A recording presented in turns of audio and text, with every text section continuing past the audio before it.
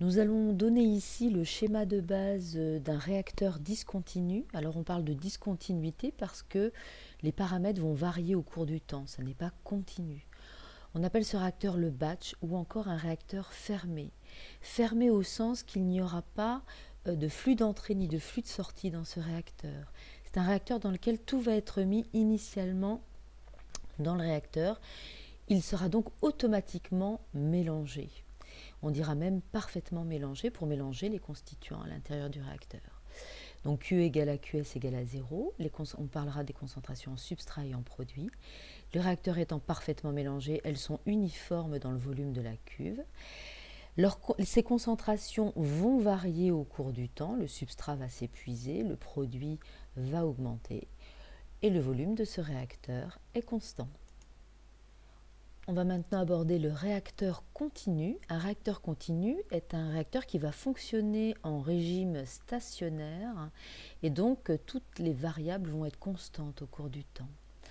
Donc c'est un réacteur qui est ouvert, qui va être continuellement alimenté et continuellement soutiré.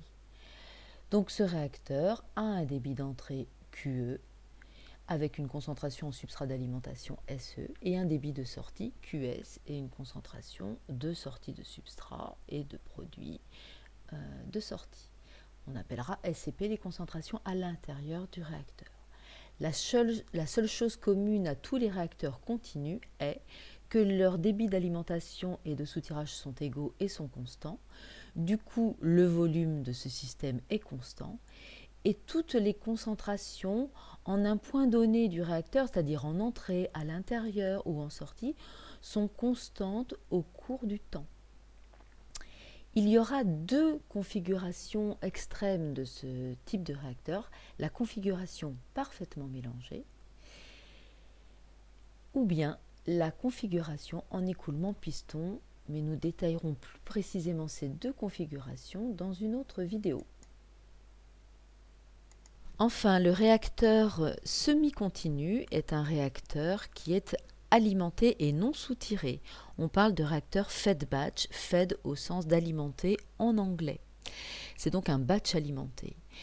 C'est un réacteur donc qui a un débit d'entrée QE, mais qui n'aura pas de débit de soutirage QS. Le débit d'alimentation contient le substrat.